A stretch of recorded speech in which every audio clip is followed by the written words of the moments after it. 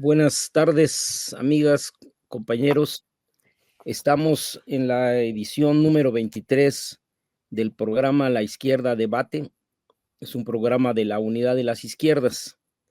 Es un programa de análisis político de la situación nacional y de la situación sudamericana, sobre todo, latinoamericana más bien. Estamos hoy con el profesor investigador, doctor Josafat Hernández. Buenas tardes, Josafat. Buenas tardes. Está también acompañando este programa el profesor Héctor Severiano. El doctor Josafat Hernández es profesor investigador de la División de Estudios Multidisciplinarios del CIDE. Es especialista en estudios relacionados con el ascenso de las nuevas derechas. Es miembro del Sistema Nacional de Investigación, doctor en Filosofía de la Ciencia y economista egresado de la UNAM. Bien, pues el tema que nos propusimos analizar el día de hoy, un tema muy latente, es lo relacionado con la situación política en Bolivia. Como todos sabemos, pues están todavía en un proceso electoral, viene una segunda parte, pero es un hecho ya definido por el electorado que la izquierda progresista ha quedado fuera de toda posibilidad de continuar en el gobierno. Fueron 20 años en los que se logró remontar muchas de las medidas que el neoliberalismo había aplicado a la sociedad. Habían logrado remontar muchos de estas acciones, habían logrado colocar a Bolivia en uno de los lugares más relevantes en el desarrollo económico y político de la sociedad. Hoy, sin embargo, nos encontramos pues de una manera muy lamentable con esta situación política en la que el progresismo va a quedar fuera del gobierno, con todas las implicaciones que esto pueda tener. Pues, ¿cómo estás viendo la situación, Josafat? ¿Cómo evalúas esta situación? ¿Cuál es la perspectiva que tú vislumbras? ¿Cuáles fueron las causas de esta situación tan lamentable? Porque finalmente el progresismo en Bolivia había sido un ejemplo en cuanto al desarrollo económico, político, social, y sin embargo hoy incluso me parece que pierden el registro como partido, es decir, una debacle absoluta. ¿Cómo ves la situación, Josafat? Sí, bueno, primero que nada quisiera agradecer la invitación a Unidad de las Izquierdas para estar aquí presente en este espacio. Me parece que es muy importante tener espacios como estos para el análisis y la reflexión política de lo que pasa en México y en el mundo. Y respecto a lo que pasó en Bolivia, lo que me preguntabas, pues digamos, la primera caracterización que hay que hacer es que fue una debacle total del partido Movimiento al Socialismo, un partido que se había fundado en 1997 y que fue creciendo durante la época neoliberal como un partido que aglutinaba a grandes sectores de campesinos, de trabajadores, de intelectuales, de sectores de clase media. Fue poco a poco construyendo una transversalidad, una gran unificación en torno a demandas populares, ¿no? Entonces, hay que decir que fue en un primer momento un partido que tuvo un gran auge, en gran medida porque se opuso al neoliberalismo, segundo, porque el neoliberalismo avanzó de una forma atroz en ese país y sobre todo en el año 2000, 2003 hubo un periodo donde privatizaron el gas y privatizaron también el agua.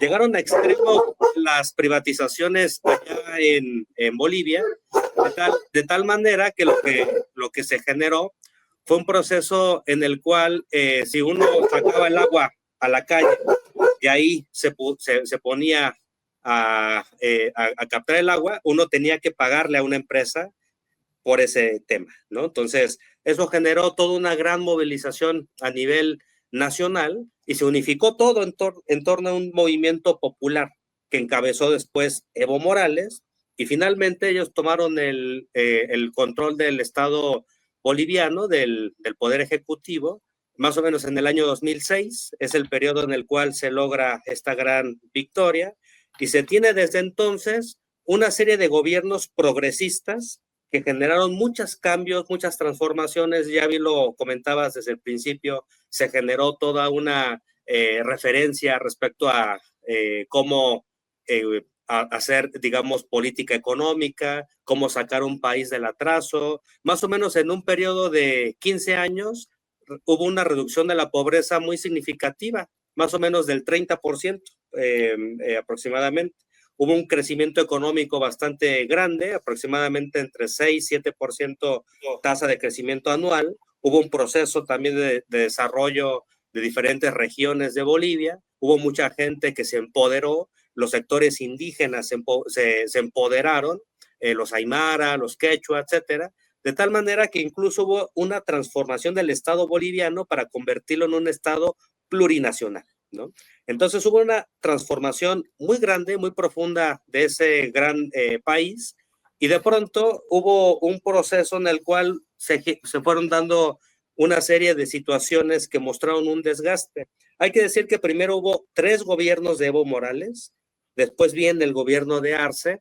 El gobierno de Arce es producto de unas elecciones que se hicieron después de haber resuelto una situación de un golpe de Estado que hizo que nuestro presidente López Obrador enviara un avión a Bolivia para rescatar a Evo Morales, a García Linera y a otros altos funcionarios de Bolivia que estaban, digamos, sus vidas en riesgo.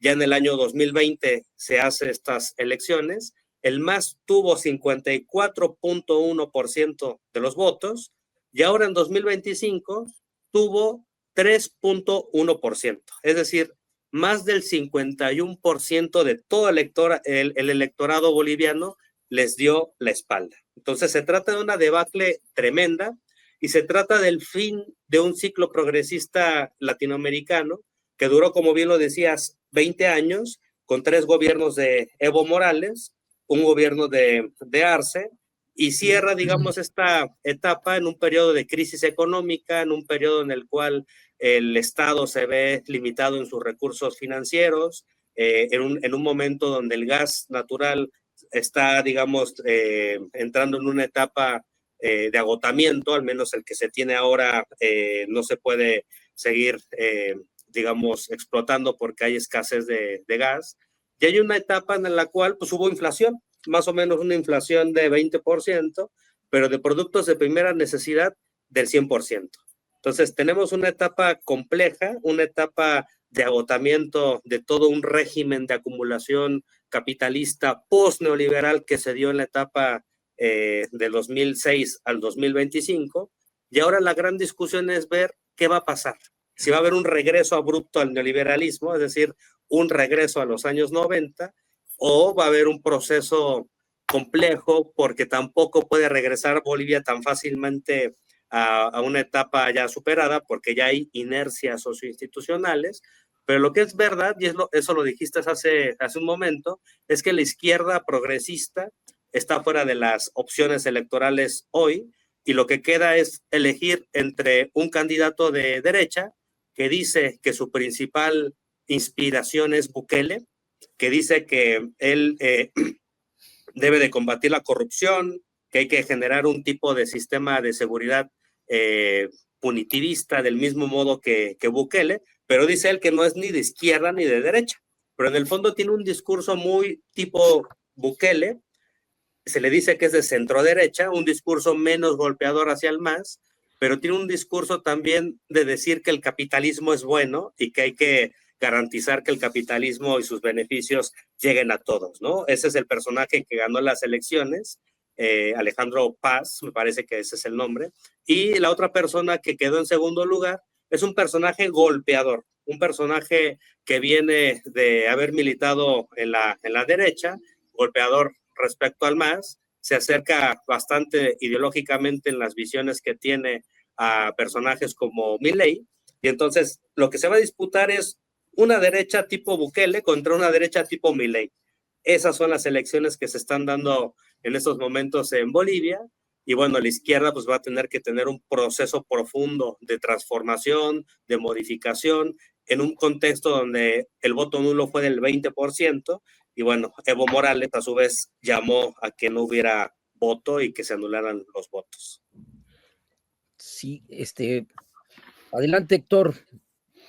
Vaya, pues bastante claro el panorama que nos ha presentado Jonathan, No, que no, además Zafat.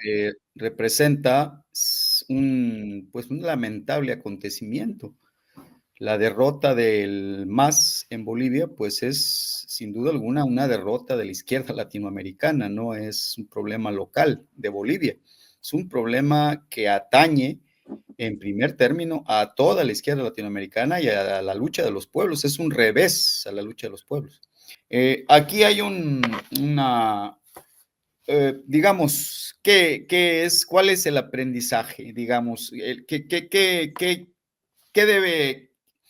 ¿qué elementos de esa crisis debemos asimilar para obtener pues un aprendizaje, o cuáles son las lecciones y las enseñanzas de este proceso? Yo veo dos opiniones muy calificadas, una de Carlos Figueroa, que presenta en la revista Memoria del Centro de Estudios del Movimiento Socialista, un esfuerzo de la izquierda muy interesante de crítica militante, en fin, y un artículo de Álvaro García Linera, que también me parece muy puntual, muy claro respecto a cuáles son posiciones, o en general hay una coincidencia de que hay una mezcla de una crisis económica, una ruinosa gestión gubernamental, aderezada con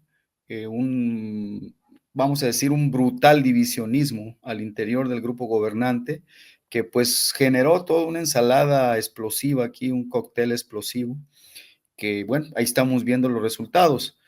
Me adelanto, digo, yo pregunto, primero mi pregunta es, ¿qué lecciones debe aprender la izquierda mexicana en este caso y la izquierda latinoamericana en general con respecto a la experiencia boliviana? Me adelanto, más adelante vamos a tomar el tema de cuáles son los límites del progresismo, porque todo esto pues es un progresismo en los límites del sistema capitalista, cómo podemos trascender ese progresismo. Hay unas frases interesantes de Álvaro García Linera respecto a la necesidad de ser audaces en la gestión del gobierno y estar planteando nuevas demandas y una segunda ola de reformas en el gobierno. Pero bueno, dejo la palabra, compañero, y adelante. Bienvenido nuevamente a este programa. Josafat, nada más una acotación. Sí. El triunfo de la derecha fue tan contundente que con una alianza que hagan en parlamentaria, creo que alcanzan una mayoría calificada como para hacer reformas profundas. Entonces sí se puede venir una reversión fuerte de los logros que se habían alcanzado, ¿no? ¿Cómo ves esta parte? Claro. Sí, no, bueno, digamos, todavía está por verse cómo va a terminar dándose la elección en Bolivia, pero lo que sí es un hecho es que van a tener mayoría calificada. Eso les va a dar condiciones para poder hacer reformas constitucionales, y me parece que el gran obstáculo que van a encontrar va a ser un pueblo que siempre ha sido muy duro en sus protestas, un pueblo que sale a las calles, que tiene tradición de lucha gigantesca. Hace algunos años recuerdo que estuve también dando seguimiento al proceso de 2019 del golpe cívico-militar, y uno de los temas que salía constantemente era que Bolivia era un pueblo muy organizado, una tradición comunitarista enorme por la tradición indígena que se tiene, y también Bolivia pues constantemente hacía transformaciones. Hay quienes decían que era la Francia de América Latina porque constantemente hacía revoluciones, ¿no? Entonces, en ese sentido, la derecha, aunque tiene la mayoría en el Parlamento, se va a enfrentar a un movimiento indígena, y como sea, Evo Morales sigue siendo un personaje que tiene un gran peso en las zonas cafetaleras, en las zonas aymaras, etcétera. Entonces sí que va a haber un movimiento de respuesta a lo que se vaya a hacer tremendo.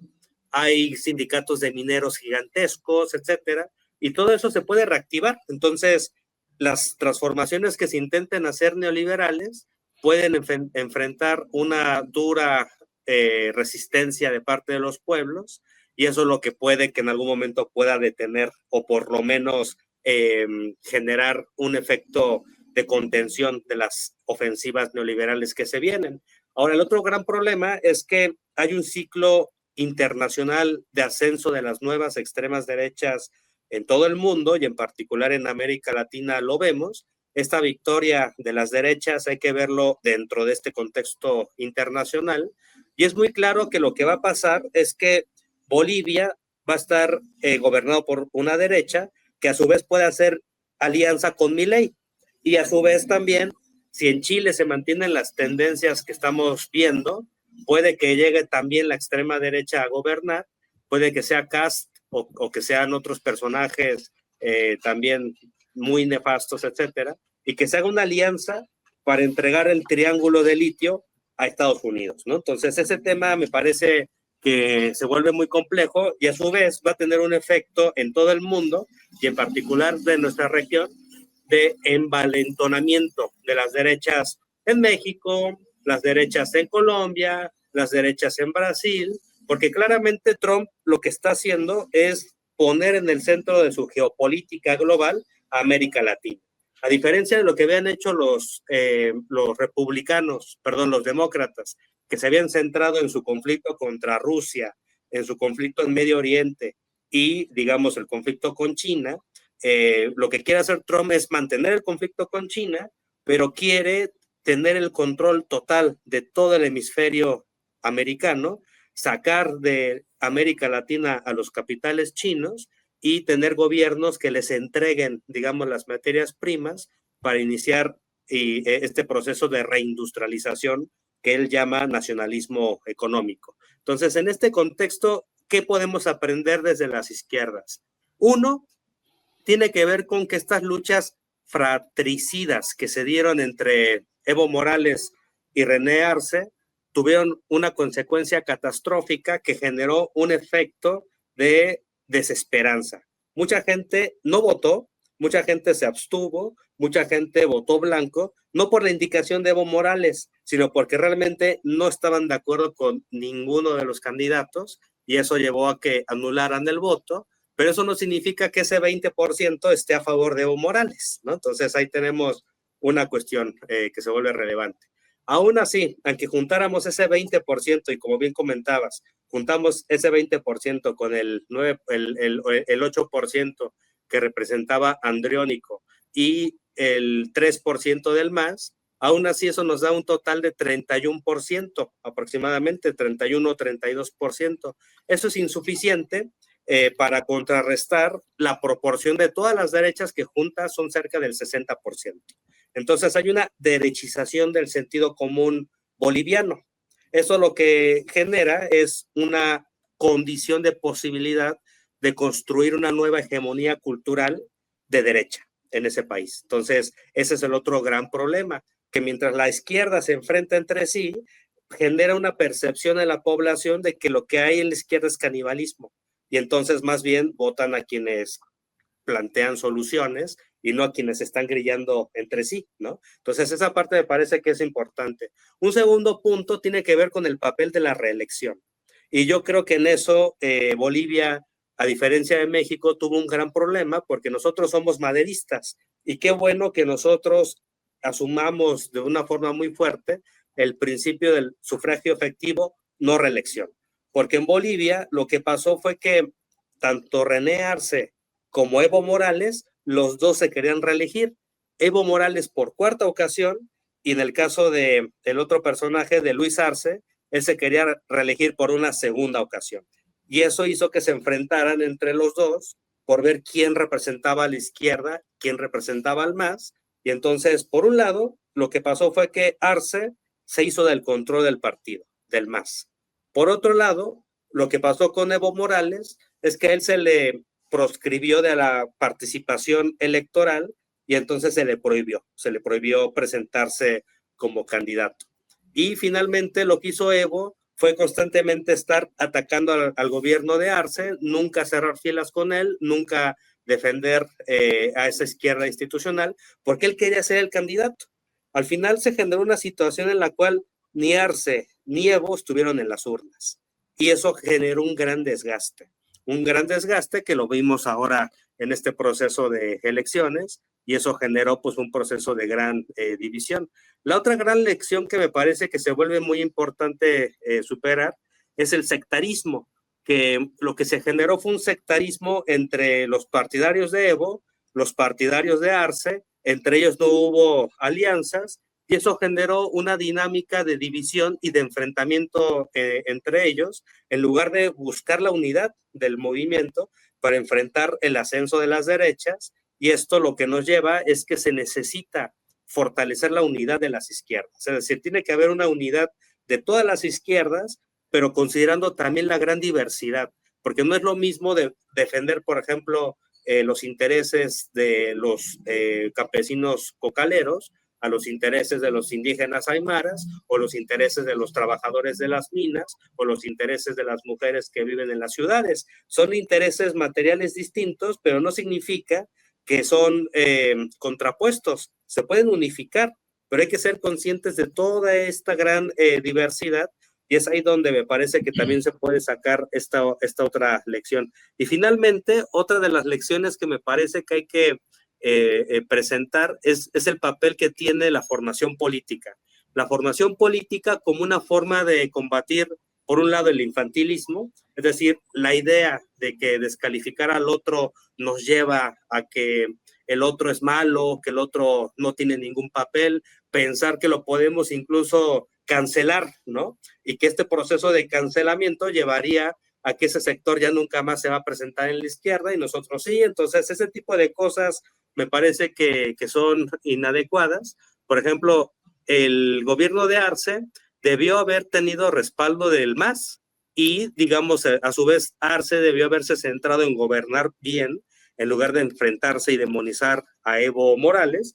Por otro lado, Arce también cometió un gran error al estar replicando las críticas de la derecha contra Evo, ¿no? Y entonces al replicar las críticas de la derecha contra Evo, con esa idea de tratar de destruir su imagen, destruyó la imagen del movimiento. Por ejemplo, pienso yo en el caso de México, si nosotros nos pusiéramos a criticar a López Obrador, o la presidenta se pusiera a criticar al presidente López Obrador diciendo que machista o cosas de ese estilo, pues evidentemente eso destruiría la imagen del movimiento, destruiría, digamos, la unidad, generaría grandes divisiones, y eso llevaría a que se diluya, digamos, la unidad de las izquierdas en nuestro país, ¿no? Entonces sí creo que ese tipo de cuestiones se vuelven muy importantes de vislumbrar, para tener una visión estratégica, una visión de corto, mediano y largo plazo, y tener claro que los enemigos no somos nosotros. La izquierda no debe atacar a la izquierda, se tiene que unir con la izquierda. Los verdaderos adversarios son la gente de la derecha, los agentes del imperialismo, el gran capital transnacional, que van a estar buscando las formas de dividirnos, que van a estar buscando formas de generar su guerra cognitiva para tratar de conquistar el sentido común y llevarlo hacia la derecha. Y creo que el caso de Bolivia nos muestra de una forma muy nítida esa guerra cognitiva, cómo esa guerra cognitiva se ha ido desplegando en los medios de comunicación, en las escuelas, en las casas, en el propio partido del MAS, se fue infiltrando eso incluso en el propio gobierno, de tal manera que se generó una guerra civil dentro de la propia izquierda, y eso destruyó, digamos, la unidad, y de pronto llegó la derecha barriendo totalmente todo. Sí. Haciendo un esfuerzo, pues, analítico de lo que sucedió allá en Bolivia, ¿dónde ubicas tú la causa profunda, la causa principal de esta debacle? Evidentemente, hay elementos de carácter económico que pueden suscitarse por las mismas inercias del sistema, que son situaciones no tanto de política económica, sino propias del sistema, las crisis cíclicas del capitalismo, bueno, pues son una especie de desgracia histórica para el sistema porque son inevitables. Entonces, ¿hasta dónde era controlable la situación en Bolivia? Dependiendo mucho del gas, una inflación que se dispara. ¿Hasta dónde era posible que una política económica pudiera contener esto y evitar que, sobre todo, pues las partes más vulnerables de la sociedad se vieran golpeadas por esta situación? Es decir, mi pregunta va en el sentido de hasta dónde el progresismo es una posibilidad histórica real y no estamos frente a una situación que puede atenuar un cierto grado del capitalismo salvaje, pero tiene sus límites. Entonces, ¿hasta dónde no era un proceso que iba a llegar a esta situación? Lo hemos visto en Ecuador, en Argentina, ahí está Perú, que no pudo responder organizadamente al embate que se vino encima en términos de una guerra legal. En fin, esa es una parte. Luego está el asunto de carácter evidentemente político, ¿no? Que ahí hay muchos también, muchos hilos que analizar.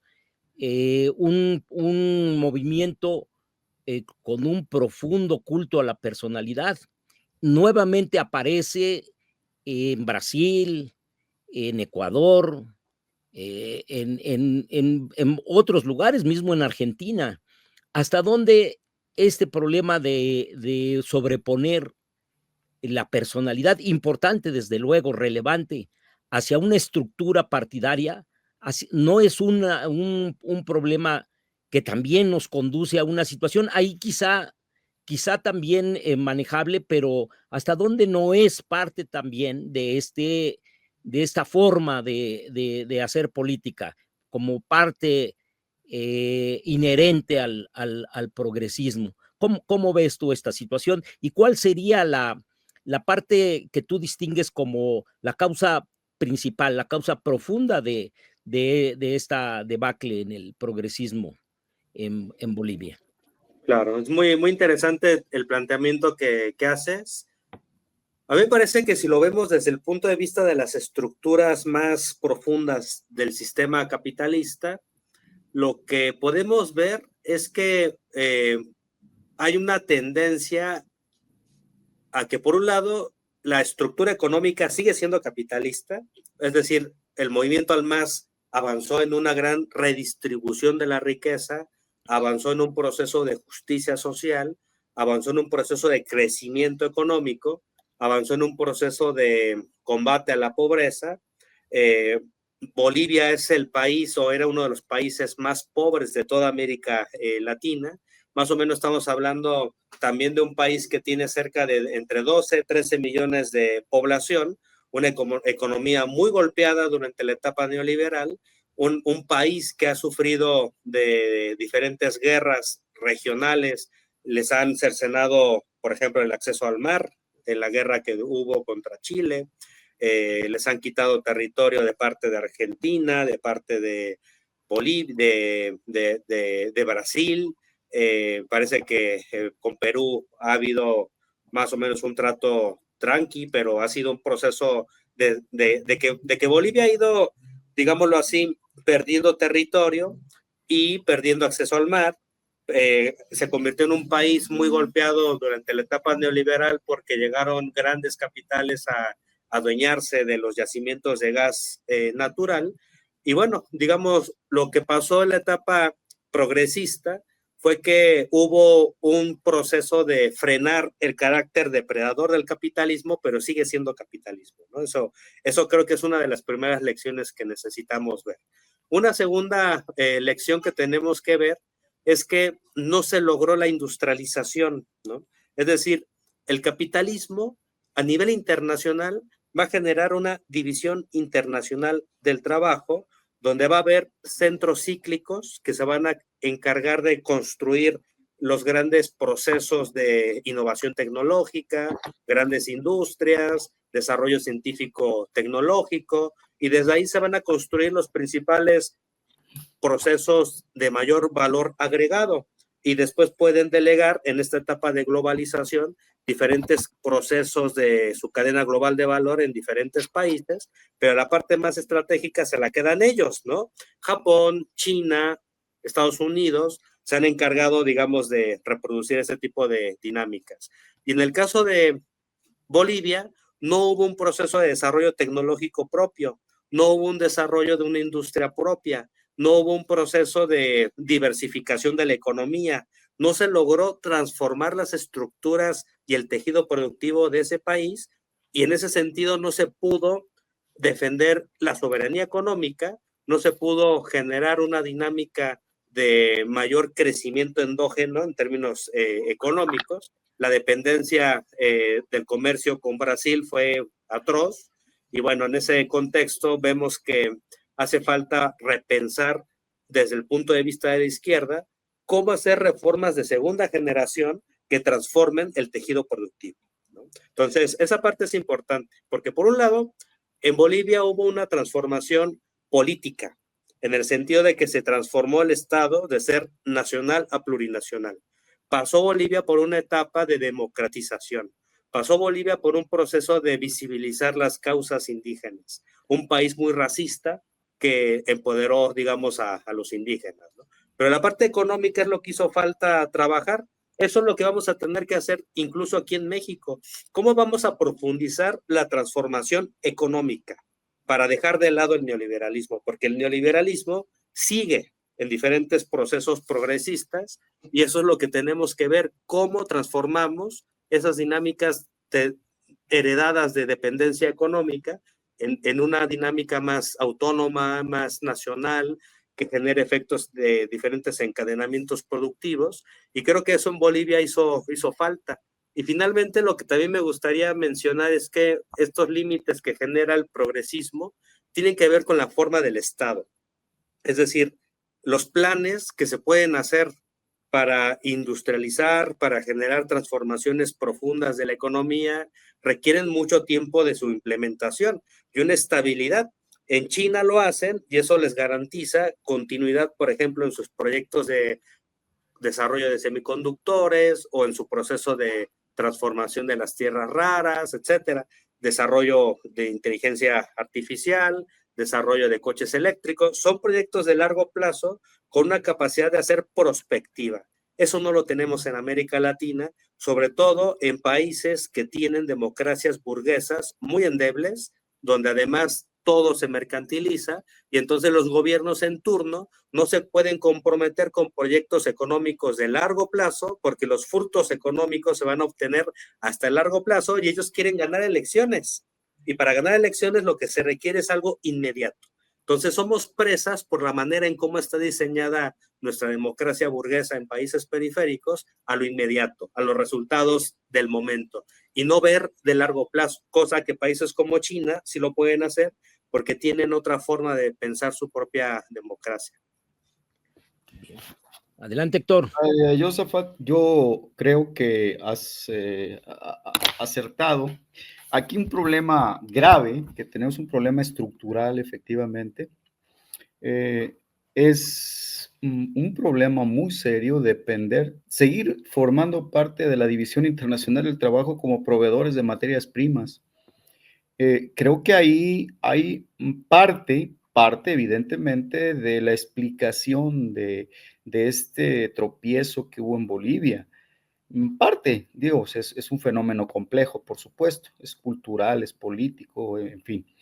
Pero si nosotros tenemos más, digamos, más claro, tenemos que meternos en el terreno material, en el terreno del desarrollo económico y en el terreno de la explicación material, ¿sí?, del fenómeno. No podemos entrar en la idea de que todo esto fue producto solamente de factores subjetivos. El factor subjetivo cuenta, evidentemente, eso está claro, Eso ya ha sido discutido y analizado durante muchas veces a lo largo de la historia, pero el factor económico, el factor material, que es fundamental en el desarrollo, tiene que ver con este límite estructural que representa el hecho de seguir siendo países casi monoexportadores, de materias primas además, que como todos sabemos pues son muy endebles en términos de los precios en el mercado internacional. Dependen de muchas circunstancias que escapan, por desgracia, a la voluntad de los gobiernos. Entonces, aquí al gobierno de Luis Arce, pues le tocó bailar con la fea la caída de los precios del gas natural, y bueno, todo esto disminuyó notablemente los ingresos del Estado boliviano, y eso pues aparte de una, como ya lo comenté, ruinosa gestión económica, pues dio como resultado parte de lo que tenemos aquí. Me llama la atención algo que sí quiero hacer aquí, el comentario.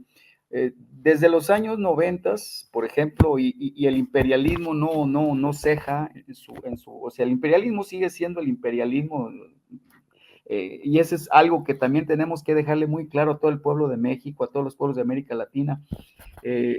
A veces hablar nada más de Estados Unidos, así genéricamente, pues genera confusión. Hay que decirle imperialismo norteamericano. El imperialismo norteamericano tiene mucha claridad.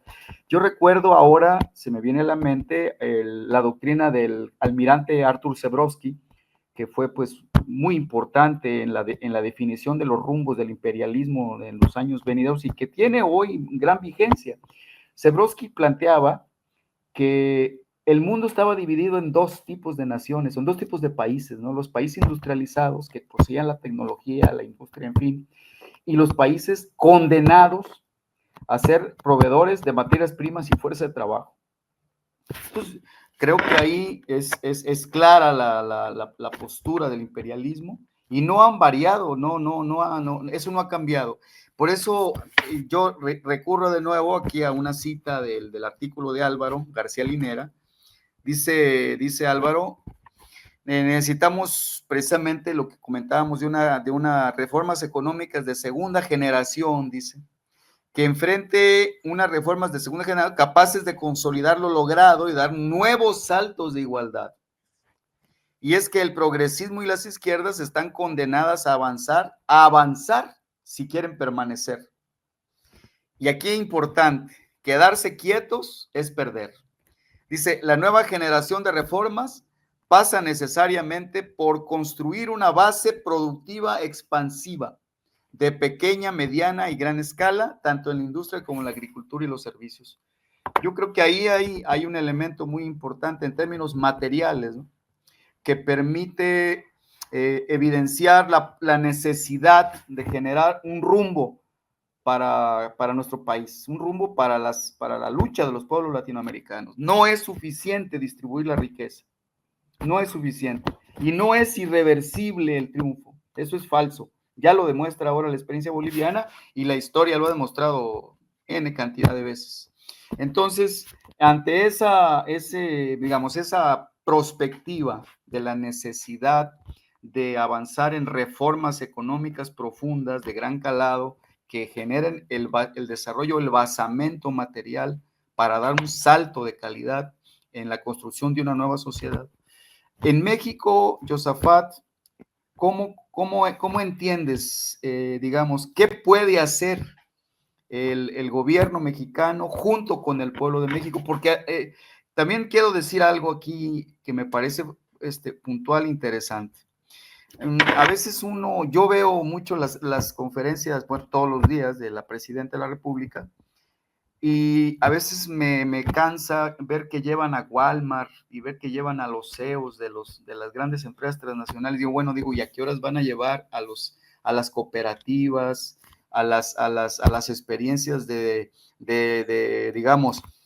comercialización de los campesinos directamente a los consumidores a través de cooperativas? Por ejemplo, se pueden establecer cooperativas de consumidores en las grandes ciudades que les compren a los campesinos directamente.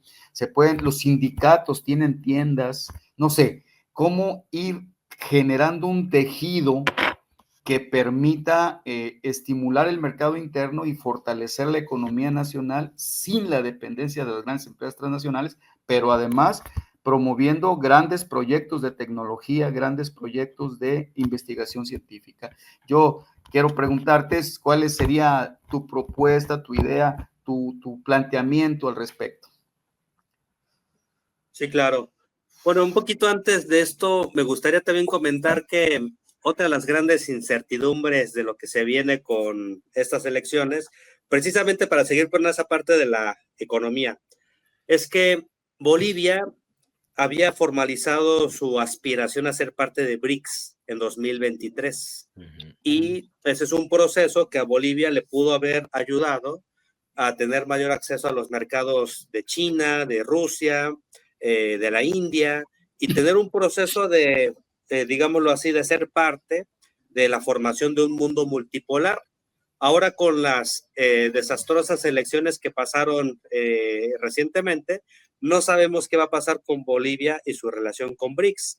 Es un tema que me parece muy preocupante porque precisamente uno de los instrumentos que se puede usar en la actualidad para salir de las órbitas imperiales y generar, digámoslo así, condiciones que permitan tener una nueva inserción al mercado internacional, teniendo otro papel en la División Internacional del Trabajo, es crear instituciones multilaterales donde haya asimetría, haya una relación de pares, etcétera, como es BRICS, ¿no? Y precisamente ahí creo que hay una situación de que pues no sabemos qué va a pasar con esa parte, ¿no? Eso lo quería comentar porque creo que es una idea importante y creo que es parte de esta discusión económica, ¿no? Pensar el papel de las economías nacionales en el contexto global y en dónde se están insertando. Bueno, entonces, dicho eso, paso a lo que preguntabas respecto a México, y es que en México tenemos una situación internacional muy distinta. Que tiene que ver con nuestra relación histórica con Estados Unidos, ¿no? Claro. Es decir, estamos en la órbita del imperio, como lo diría José Luis Eseña, uno de los grandes economistas del siglo XX. Entonces, estamos ahí con ellos, los gringos van a estar todo el tiempo tratando de intervenir en nuestra economía, todo el tiempo van a estar tratando de amenazar con intervenciones y con el tema de los aranceles, y eso ha generado una situación en la cual nuestro gobierno tiene que buscar formas, por un lado, de evitar las intervenciones imperialistas. Qué bueno que mencionas este tema del imperialismo, porque ahora sí que el análisis que hizo Lenin a inicios del siglo XX, me parece que en muchos aspectos es plenamente vigente. Y precisamente el tema del imperialismo tiene que ver con control de los mercados internacionales. Y ese control se puede ejercer por términos económicos o en términos también políticos y militares. Y Estados Unidos está construyendo una política imperialista en América Latina y nosotros somos evidentemente uno de los países objetivo de esta política imperialista. Entonces, en este contexto estamos en una situación muy compleja porque la presidenta tiene que lidiar con un personaje muy agresivo, que vino mucho más agresivo en esta segunda elección que en la primera elección, que en su primer mandato. En este segundo mandato vino más desquiciado, más mesiánico, porque además sobrevivió a un atentado contra su vida, entonces él piensa que es un designio de Dios hacer las cosas que está haciendo. Vino más agresivo contra los inmigrantes, y en el tema de la economía, pues evidentemente uno de los grandes asuntos es el papel del TEMEC. Entonces, ¿qué es lo que deberíamos hacer como país? A mí me parece que la prioridad del país debe estar centrada en generar un tejido productivo, un tejido económico, un tejido en todo el territorio nacional que sirva para, por un lado, reactivar la economía. En ese sentido, yo creo que está muy bien que se estén planteando en el Plan México los 15 polos del desarrollo para el bienestar en todo el país. Eso está muy bien. Me parece que es muy importante retomar un concepto que se ha trabajado en el CIDE, que tiene que ver con la vocación productiva. Es decir, hay que buscar cuál es la vocación productiva que hay en diferentes regiones pero no solamente vocación productiva, sino también buscar construir consensos con las comunidades. Entonces, los polos de desarrollo tienen que ser producto de un proceso democrático, no de algo que se imponga desde el Estado, desde arriba, porque si no, no va a funcionar. Tiene que ser producto de una discusión con las comunidades, y las poblaciones locales que serían sujeto de los polos de desarrollo tienen que estar de acuerdo con eso, porque si no, no se va a lograr nada. Es decir, tiene que haber una inclusión de las personas, objetivo de los polos de desarrollo en ello. Y por otro lado, tiene que haber una política muy fuerte de apoyo del gobierno nacional a procesos de industrialización. Creo que ahí hay diferentes cuestiones que se pueden plantear. En el CIDE, por ejemplo, se ha estado discutiendo muchísimo la posibilidad de que haya acuerdos con diferentes empresas tecnológicas como China, Japón, Corea del Sur, pero con capital mexicano, y que haya transferencia tecnológica. Es decir, que si van a venir empresas extranjeras a invertir a nuestro país, tiene que quedar claro que la mayor parte de los accionistas tienen que ser mexicanos y que tiene que haber transferencia tecnológica, porque si no hay eso, pues realmente lo que se va a generar es una perpetuación de la dependencia. Necesitamos en ese sentido construir mayores capacidades de producción, de distribución, capacidades también de logísticas, de poder gestionar los territorios. Y finalmente el otro punto que me parece muy importante, y eso lo ha mencionado bastante el director del CIDE, José Antonio Romero, tiene que ver con la búsqueda de la nacionalización de nuestro sector exportador. Porque México tiene un sector exportador muy grande, pero gran parte de las exportadoras son transnacionales y no responden a los intereses nacionales. Es decir, tenemos empresas extranjeras que vienen a México, invierten en nuestro país, por ejemplo, en el sector automotriz, generan cerca de 800,000 empleos en todo el territorio, pero estas empresas siempre quieren estar exportando a Estados Unidos. Y ahora que vienen los aranceles, que digamos está todo este proceso de transformación de la economía global, etcétera, muchas de estas empresas se van a ir a Estados Unidos. ¿Y qué vamos a hacer nosotros en lugares como Celaya, donde gran parte de la población local depende de la producción de fábricas de coches, ¿no? ¿Cómo generamos nuestra propia industria, por ejemplo, de construcción de coches eléctricos? ¿Cómo generamos nuestra propia industria de semiconductores? ¿Cómo generamos nuestra propia industria de producción de laptops o de PCs, ¿no? O de inteligencia artificial. Todo eso lo tenemos que ver. Me parece que la presidenta en ese sentido busca generar estas políticas, pero sí necesitamos que por lo menos haya un eje rector que para los siguientes años se mantenga, digamos, una continuidad de los planes, porque si no se pueden hacer muchos planes y a la mera hora se dejan de lado, se pierde la continuidad, y grandes visiones que se tenían planteadas para generar semiconductores o generar, por ejemplo, una empresa de litio para México, etcétera, se puede perder si llega de pronto otro gobierno que cambia todo. Entonces sí necesitamos garantizar la continuidad de los proyectos. Sí, muy interesante, Josafat, porque incluso esto hace reflexionar en la necesidad de planes de largo plazo para ir corrigiendo toda esta dinámica en la que estamos metidos. Yo quisiera, Josafat, un poco regresar nuevamente a la situación de Bolivia. En este segundo plano del que tú te has referido, están los problemas de carácter económico que has mencionado, todo lo que implica y significa, y está la otra parte que tiene que ver propiamente con el ámbito político.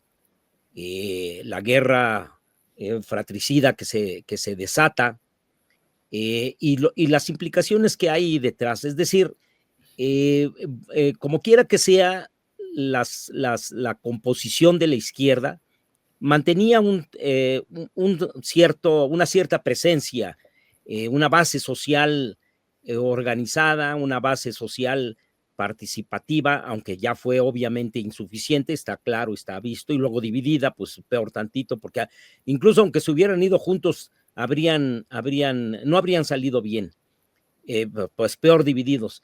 Pero frente a qué estamos. Un movimiento así, un movimiento sin una estructura organizativa partidaria que finalmente le diera posibilidades de orientar, de encauzar las propuestas. Más bien todo centrado en una figura importante, desde luego, como decíamos, con un peso político, con una influencia sobresaliente, pero una figura sobrepuesta a cualquier estructura partidaria. Y bueno, esto finalmente lleva a que una vez que se divide el movimiento, pues no hay posibilidades de que una estructura partidaria responda y pueda superar esta división. Creo que es algo muy significativo porque es necesario que nosotros aquí en México nos veamos en ese espejo. Me parece que en nuestro país hay una especie de miedo a la democracia. Hace unos días se propusieron la constitución, se propuso la integración de unos comités seccionales con una carga evidentemente electoral como aspecto preponderante de actividad de estos comités, desechando lo que el mismo estatuto de Morena establece, que es la constitución de comités de base a partir de estructuras históricas de organización social, como serían los municipios, los pueblos, los barrios, etcétera, y se da la preponderancia al ámbito o al aspecto electoral. Y la semana pasada, recientemente, se hace un Consejo Nacional en el que se acuerda prolongar las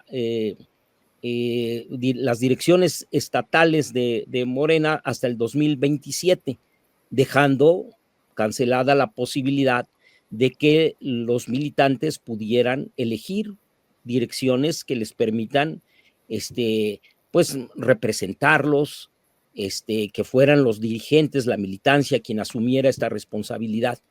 Creo que es importante que nosotros vislumbremos la dinámica política por la que atravesó Bolivia en el ánimo un poco de prender un foco rojo y hacer las cosas correctamente para no pasar por esas situaciones tan críticas. ¿Cómo ves tú este aspecto, Josafat? Sí, no, es muy, muy interesante pensar nuestra izquierda en México a partir de lo que pasó en Bolivia, para no llegar al mismo resultado. Y de lo que mencionas, creo que hay varias cosas que decir. Por ejemplo, hay un artículo que escribió Nancy Flores respecto a lo que es Morena y las dinámicas internas que han habido, etcétera. Y creo que es muy interesante una crítica que ella hizo. Bueno, digamos, la principal crítica tiene que ver con que no se ve un partido acompañando a la presidenta. Digamos, eso es un tema muy delicado, porque si nosotros vemos el papel que tuvo el MAS, por ejemplo, durante los gobiernos de Evo Morales, es que el MAS apoyó totalmente a Evo Morales, ¿no? Pero después de que llegó Arce al gobierno, no se vio el respaldo del MAS, así digamos tal cual, hacia Evo. Y hubo más bien un proceso de guerrillas internas, etcétera, que generó divisiones, ¿no? Y acá en México lo que sí se está viendo es que Morena tuvo un primer proceso de formación para llevar al presidente al gobierno, se logra el objetivo, después se convierte el movimiento en partido, el partido empieza un proceso institucional, pero en ese proceso hubo guerras intestinas, etcétera, hasta que llegó más o menos un periodo de cierta estabilidad, ya en el segundo periodo del sexenio de López Obrador, y es ahí donde se logran ciertas estructuras que logran mantenerse. Sobre todo aquí quiero destacar el papel que tuvo el Instituto Nacional de Formación Política de Morena, que digamos ahí cumplió un papel de formación político-ideológica, Incluso también hubo formación de cuadros que posteriormente llegaron a gobierno, como es el caso de Oaxaca, que dicho sea de paso, Toño Rueda fue parte de un proceso de apoyar, digamos, esta formación de estos funcionarios públicos por parte del instituto, y eso fue genial, porque me parece que eso es lo que tenemos que estar haciendo en todo el territorio, ¿no? Y me parece que la relación que había entre Morena y López Obrador como gobierno era una relación muy orgánica, y digamos Morena cumplía el papel de apoyar la reforma electoral, la reforma al Poder Judicial, la reforma eléctrica, y se hacían foros en todo el territorio, ¿no? Ahora lo que está pasando con Morena es que no queda muy claro cómo están apoyando a la presidenta, ¿no? No queda muy claro en qué sentido Morena está respaldando la reforma al Poder Electoral, y eso puede generar una cuestión de que la relación presidenta-partido se vea limitada, ¿no? Y creo que esto es un tema muy importante que mencionar. El otro punto tiene que ver con el debilitamiento que ha tenido la formación política durante ya el periodo de la actual dirigencia, porque sí se ve menos presencia del instituto a nivel nacional, a nivel de los diferentes municipios, etcétera, y eso es un tema que habría que ver. Se tiene que fortalecer la formación política tiene que ser el eje del partido, tiene que ser lo principal, digámoslo así, la formación de nuevas conciencias. Un tema que me preocupa es que el concepto de revolución de las conciencias se ha ido dejando. López Obrador lo decía todo el tiempo en las mañaneras, ¿no? La revolución de las conciencias es fundamental llevarla a todos lados. Parece que se detuvo la revolución de las conciencias. La tenemos que volver a echar a andar, tenemos que seguir impulsando otra vez círculos de estudio, diferentes comités que traten, digámoslo así, de formar espacios para debatir, etcétera, y tener un total respaldo a nuestra presidenta.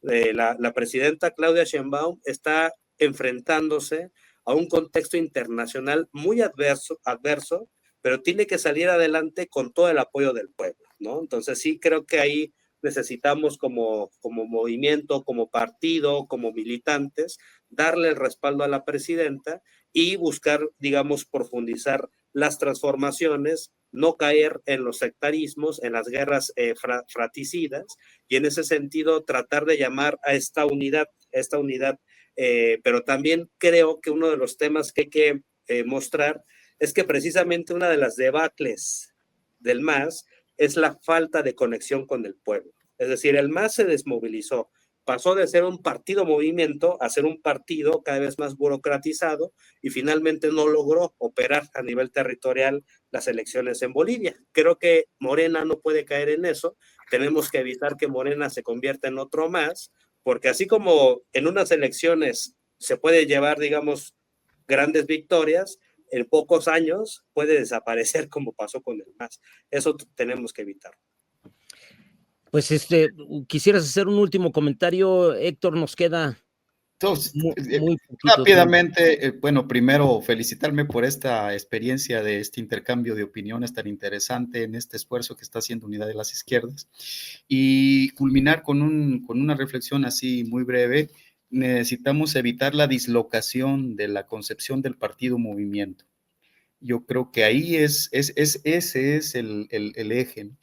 Digamos, necesitamos incidir todo lo que podamos, con todo el esfuerzo, con todo el entusiasmo que esta tarea requiere, para evitar ese dislocamiento y fortalecer el tejido interno, porque no nos podemos dar el lujo precisamente de meternos en una lucha y una guerra ahí de personajes y de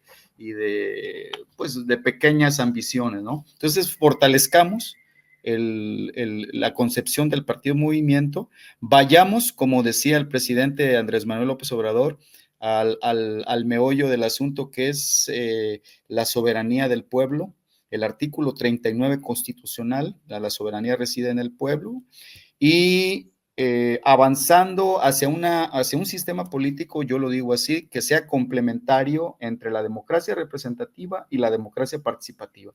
Yo creo que ese podría ser una lucha que nosotros tenemos que dar internamente y hacia el exterior con el pueblo de México. Y por lo demás, pues muchas gracias por esta participación tan interesante, Josafat. Y bueno, entre todos nos felicitamos por este gran esfuerzo que está haciendo Unidad de las Izquierdas. Bien, pues ¿alguna cosa que quisieras agregar, Josafat? Solo mencionar que la verdad nuestro presidente López Obrador tuvo mucha sabiduría al retirarse de la vida política. Una vez que termina su periodo, él supo cómo retirarse. Y creo que eso es muy importante en política. En política hay que saber cómo entrarle y también cuándo retirarse. Y creo que él, a diferencia de Evo Morales, precisamente antepuso el bienestar del pueblo a su ego, ¿no? Y creo que eso ayudó a que precisamente el gobierno de Claudia Sheinbaum, de nuestra gran presidenta, la doctora Claudia Sheinbaum, digamos, vaya profundizando las transformaciones. No se ha perdido radicalidad porque la presidenta secundó totalmente la reforma al Poder Judicial. Ahorita se está desarrollando la reforma al Poder Electoral. El Plan México se está desarrollando como un posible marco para impulsar reformas de segunda generación para transformar el tejido económico, y finalmente los programas sociales siguen y se han, digamos, todavía diversificado más, de tal manera que nuestra presidenta también ha sido muy sabia al evitar demonizar a López Obrador, a atacar al presidente López Obrador y más bien presentarse como una continuidad. Eso que se hizo aquí no se hizo en Bolivia, es decir, Arce todo el tiempo estuvo golpeando al líder histórico de la izquierda boliviana, Evo Morales, y este personaje, el líder histórico, lamentablemente no cumplió un papel adecuado en este proceso porque no supo retirarse. Y bien lo dijo García Linera, Evo Morales en estos momentos no puede ganar elecciones, pero sin Evo no se puede ganar.